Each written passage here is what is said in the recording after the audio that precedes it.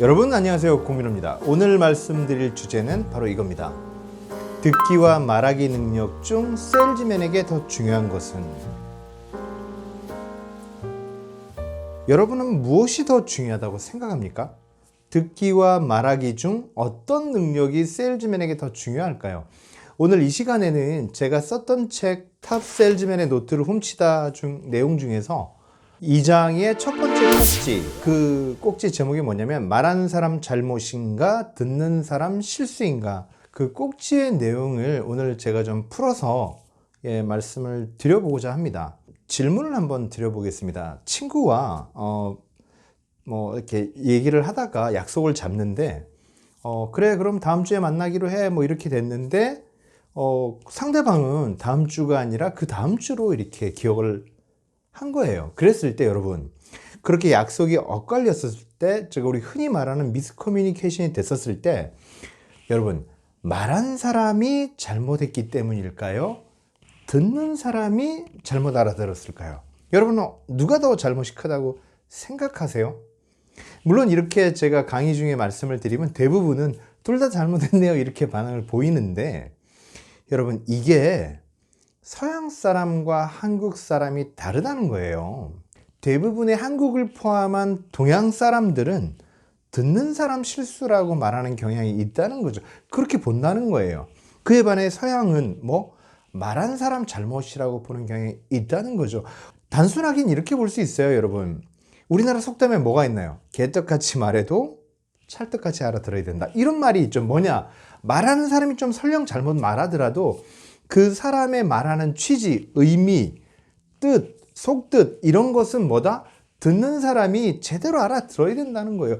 그러니까 여러분, 동양 사회, 특히 한국 사회를 얘기할 때 거짓말에 관대한 사회라고 해요. 우리나라 사람들은 거짓말에 좀 관대한 문화가 있어요. 왜냐하면 이런 표현이 있다는 거예요. 속담에 썩은 놈이 바보지 이런 말을 하거든요. 뭐냐? 말하는 사람이 거짓 의도를 얘기한다 해도 듣는 사람이 잘 걸러야 된다는 이런 뜻이 있다는 거죠. 서양 사람들은 거짓말하는 걸 굉장히 싫어합니다. 왜? 그 말한 사람의 책임이라고 보는 거죠. 그 문화 차이에 대해서 제가 제 책에 인용을 한 건데, 이거 리처드 니스벳이 썼던 책에 나오는 내용이거든요. 다른 사람의 감정에 예민하게 반응하는 정도에 따라 커뮤니케이션의 본질에 대한 관점도 달라진다. 서양에서는 아이들에게 의사소통을 가르칠 때 자신의 생각을 분명하게 표현하고 말하는 사람의 입장에서 대화에 임해야 하며, 대화 과정에서 오해가 발생하면 그것은 말하는 사람의 잘못이라고 강조한다. 이와는 매우 대조적으로 동양에서는 아이들에게 듣는 사람의 입장에서 말할 것을 강조한다. 이렇게 되어 있거든요. 이거는 제가 지어낸 말이 아니라 리처드 니스벳이라는 세계적인 심리학자가 그에 져서 생각의 지도에 써둔 대목입니다. 무슨 말씀이냐면, 대화를 하는 데 있어서 서양인들은 말하는 사람의 관점에 집중을 하고요. 동양인들은, 한국인들은 특히 어디에? 듣는 사람 입장에서 들으려고 한다는 거죠. 다른 질문을 제가 한번 드려볼까요? 여러분, 미국의 그 심리학자들이 이런 실험을 합니다. 애니어그램이라는 건데 뭐냐면 일종의 낱말 맞추기예요. 낱말 맞추기. 즉 H, E, LLO 이걸 막 이런 그 글자가 표기된 그 장난감을 이렇게 흩어놓고 낱말 맞추기랑 하는 거죠. 그러면 이제 아이들이 HELLO 이거를 이제 뽑는 거예요. 그럼 이제 헬로우라는 뜻이 되잖아요. 이런 낱말 맞추기 게임을 하는데 어떻게 실험을 하냐면, 첫 번째는 이 꾸러미가 있고 저쪽이 있고 이렇게 세 가지가 있는데 니네들은 이걸 풀어라고 지정해 주는 거. 두 번째는 세 가지 유형이 있는데 니네 하고 싶은 걸 해. 그리고 세 번째 실험자들에게는 야 니네 부모님들이 엄마가 뒤에 와 있는데 엄마는 이 세 번째 유형을 풀기를 원하는 것 같아 이렇게 얘기를 해주는 거예요. 그랬을 때 아이들은 어떤 문제에 집중을 하겠냐는 거죠. 여러분은 어디에 집중을 할 것 같은가요? 이거를 서양인, 동양인 이렇게 다양한 계층에다 실험을 해봅니다. 그랬을 때 짐작하시겠지만 서양인들은 자기가 원하는 문제 유형에 집중을 합니다. 그 문제에 훨씬 더 에너지를 쏟고 집중력을 보인다는 거죠. 그에 반해 동양인들은 어떤 문제를 선택할까요? 예, 여러분 짐작대로 엄마가 원하는 거, 부모님이 원하는 거에 더 집중한다는 겁니다. 이 사회 심리학자들의 실험에서 우리가 알 수 있는 건 뭐냐면 서양 사람들은 기본적으로 자신이 중요한 거예요. 뭔가 의사결정을 할 때 자신이 뭔가를 결정하는 것. 즉, 그래서 서양에서 교육의 목표는 독립성이라고 합니다. 그 사람이 독립적으로 판단할 수 있도록 자립할 수 있는 인간으로 키워내는 거. 이게 교육의 목표라고 하고요.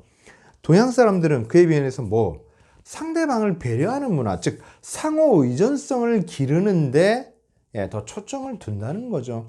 이 대목만 봐도 우리는 뭘 알 수 있어요? 동양 사람들, 특히 한국 사람들은 뭘 중시한다? 상대방의 어떤 관계를, 상대방과의 어떤 그 관계 설정, 이런 걸 훨씬 중요하게 여긴다는 겁니다. 그랬을 때 제가 처음 드렸던 질문을 다시 한번 돌아가 보시죠. 듣기와 말하기 능력 중 세일즈맨에게 더 중요한 것은 무엇일까? 저는 이렇게 결론을 내리고 싶어요. 서양 사람들에게는 말하는 능력이 훨씬 중요하고요. 동양인들에게는 들어주는 능력, 듣기 능력이 훨씬 중요하다는 겁니다. 그러니 이게 왜 충돌이 생기냐면 많은 세일즈 교본에서 가르치는 건 뭐냐? 말하기 능력만 기르려고 해요. 어떻게 얘기해야 되고 어떻게 표현해야 되고 어떻게 설득할 것이며 프레젠테이션 스킬이 어떻게 중요하면 이런 것들만 가르친다는 거죠. 근데 제가 생각할 때는 듣기 능력부터 길러야 된다는 겁니다.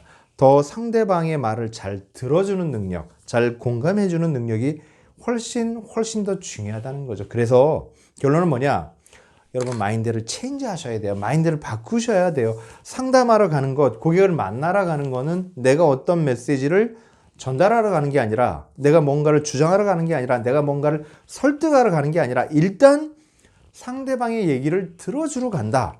들으러 간다. 내 귀를 빌려주러 간다. 이런 마음으로 접근하셔야 된다는 겁니다. 오늘 제가 드렸던 첫 번째 질문, 듣기와 말하기 능력 중 세일즈맨에게 더 중요한 것은 무엇일까? 한국에서 세일즈를 한다면 듣기 능력이 훨씬 중요하다. 이렇게 오늘 말씀 정리하고 싶습니다. 제가 준비한 내용 여기까지고요. 다음 시간에 또 알찬 내용으로 찾아뵙겠습니다. 감사합니다. 잠깐 여기서 구독 잊지 말아줘.